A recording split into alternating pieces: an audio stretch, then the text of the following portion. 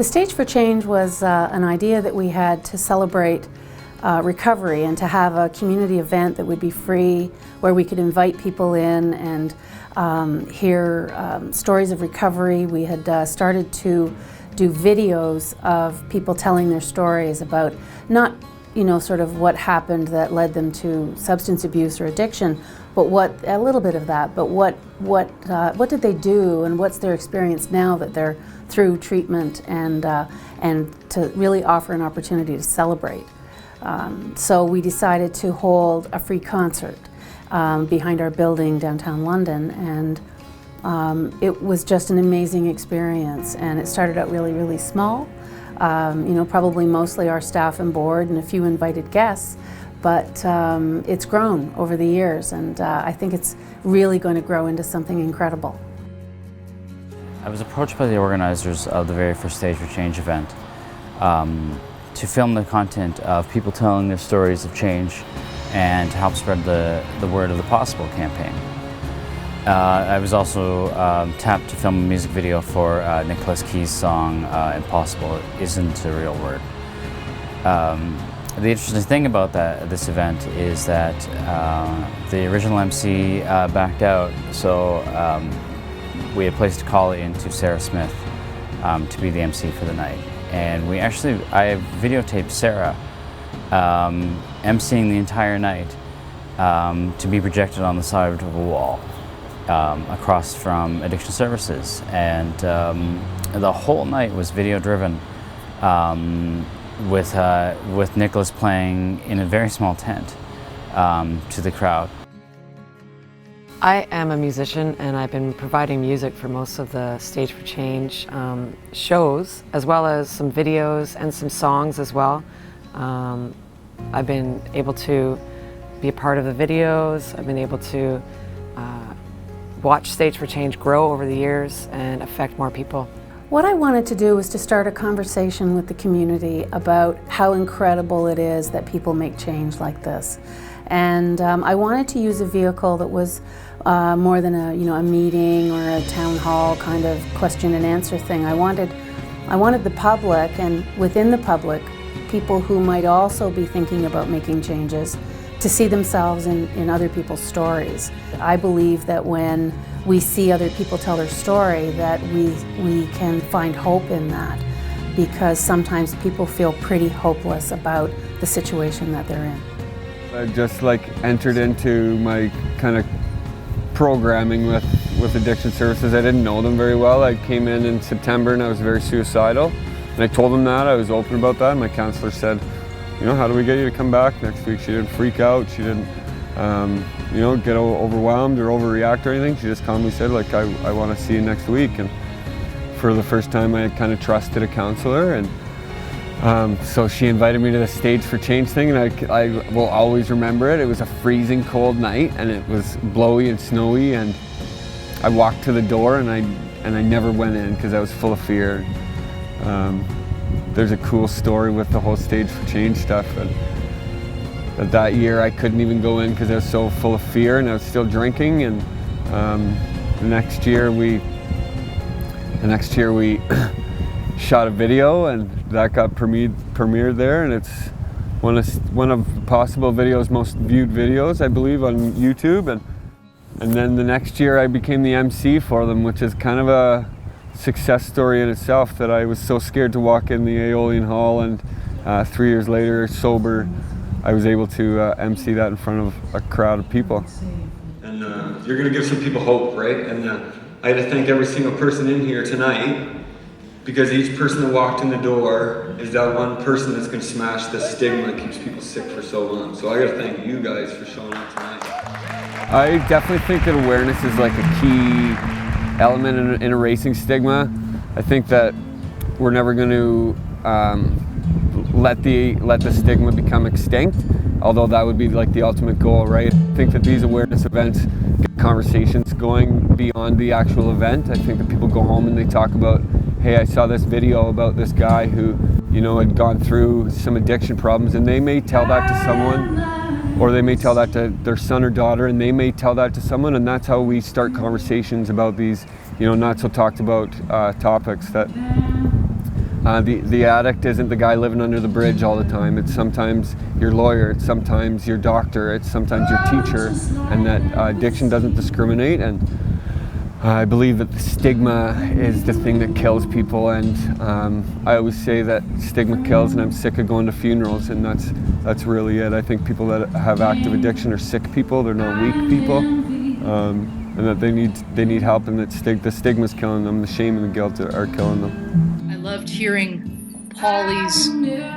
story, his testimony about how his life has changed. You know, one of the other things I love about the whole Stage for Change and the It's Possible campaign is it embraces all kinds of change. It's not just limited to I need to stop drinking, I need to stop doing drugs. It embraces the whole thing. And I think that's one of its great wide nets that it throws around us, is it's just a giant hug for each of us to step into and to say, I need to change. I've got allies, I've got help, I've got resources.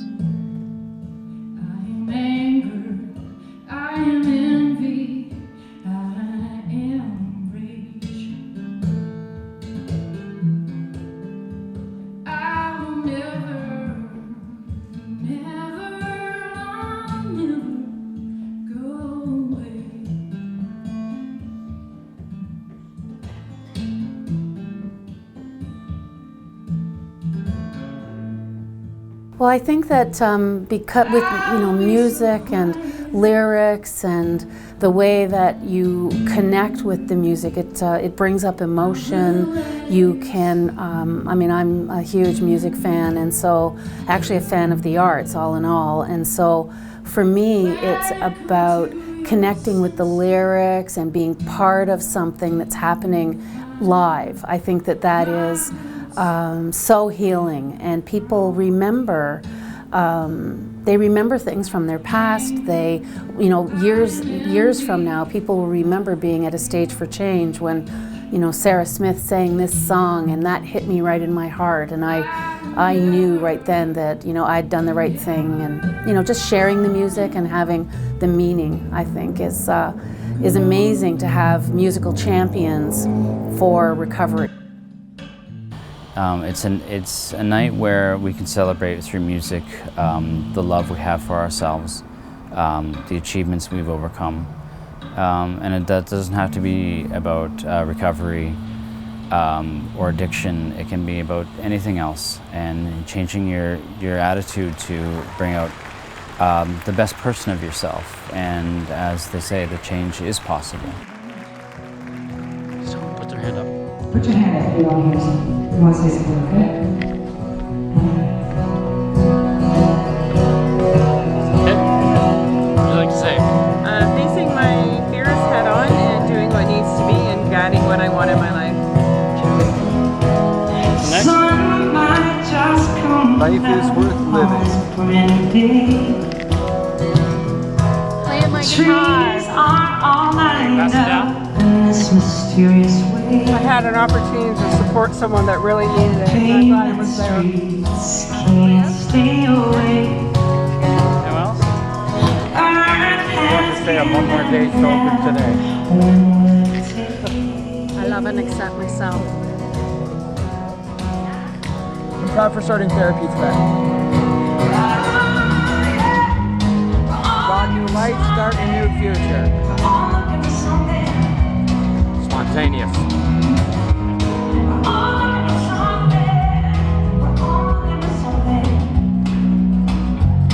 Hi, I'm Rabinowitz Hagertovsky. I travel around and I help people.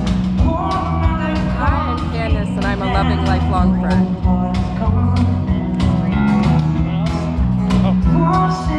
I just recently went into the studio to record my own music. We went around, everyone went around the room, and we had people talk about something they're proud that they've accomplished, and it didn't necessarily need to be wrapped around sobriety or recovery.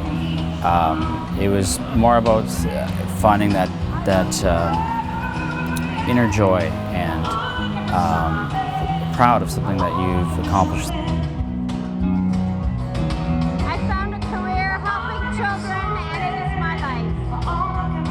it's just a huge celebration of everybody coming together. Music plays a huge part in that, in our healing process.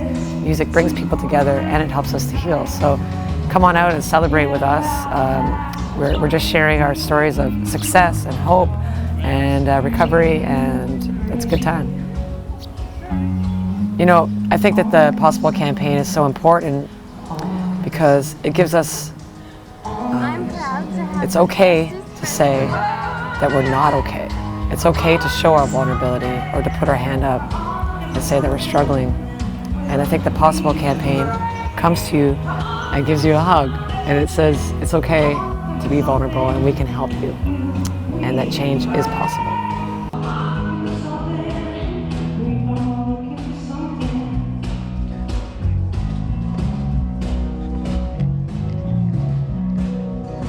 I'm happy I lived for today.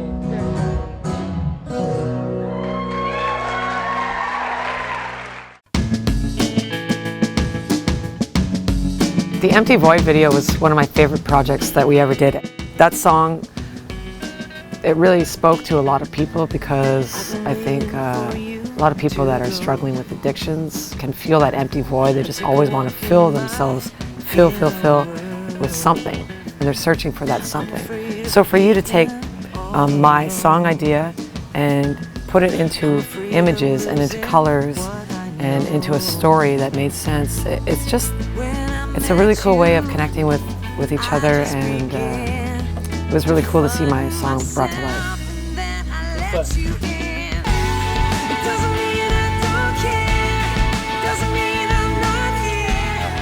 We had an artist paint us a big mural with a bunch of words of self-doubt and self-harm. Negative, very negative feelings. And we wanted Sarah to paint over those words and to eliminate all that speech. And we did this, she started out by having Sarah covered in paint, and at the end she takes this stigma, all this negativity off of her, and uses it to squash all these negative terms and to find that inner beauty. I am getting still emails daily from people that can relate to this video, and they tell me their story and their struggle and their hope and their pain, and they're overcoming the pain. And every day I get these messages, and it would be amazing if I could just put them all together and share that with everybody.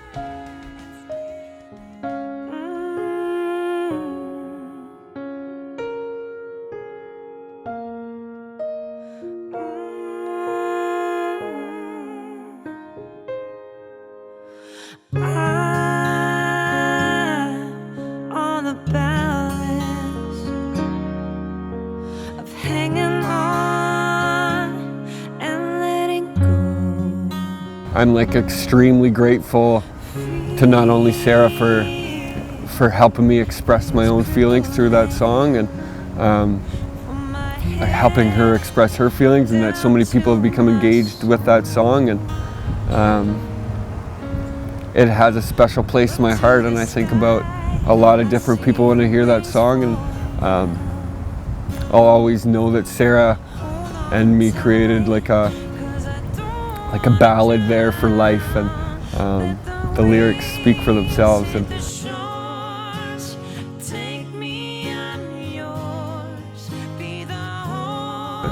I think, like I've said before, I've seen 65 counselors, and this addiction services was finally the last counseling service that I had to go to, and I thank God that that's the last place that I've had to go for counseling, because it's one of a kind in this country, and I've been across this country seeking counseling services, and it's definitely the premier place in my life and in my journey. That's what helped me. I think because they were real people. I think because they were honest with me, but they were compassionate with me. They were compassionate with the disease of addiction and the disease of mental illness. And I learned through the 2.5 years that I went there that they had my back for everything. And that was even stuff in my personal life going through court. My counselor said that we had it all set up that they would come with me as support, and my family wouldn't do that, but my counselors would, and that just tells me how important that addiction services is. And I'm very passionate about helping out addiction services because they're very passionate about saving my life, and You know, I always say that addiction services saved my life, and I maybe did the work, but they gave me the tools.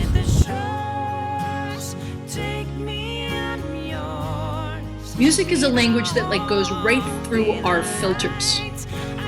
And songs speak to us in a way that notes and songs speak to us in a way that words can't. So you could have the most motivational, inspirational speaker up there for 90 minutes telling you the most fascinating message ever, and I don't think it would have the effect that music does.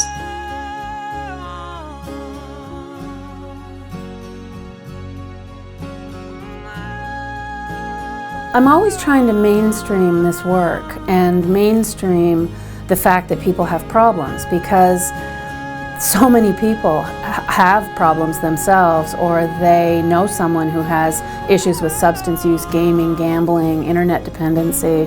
And so I wanted to normalize it and just bring people together to silently acknowledge the fact that there are these amazing changes happening all around them, and that there are people who are wanting to celebrate with them. So we're looking for champions to tell their stories, to write their stories, whether it's poetry or short stories, whatever it is, so that we can continue to move people away from this stigmatizing description of what happens if you have an issue related to addiction. You might be abusing substances or gambling a little too much, or whatever the issue may be. And what we want to do is normalize that within the whole community, so that people start to see themselves in the problems that others have. Because I always say, we are they are us, like we are all one. Everyone has somebody in their life who's had an issue related to addiction-related problems.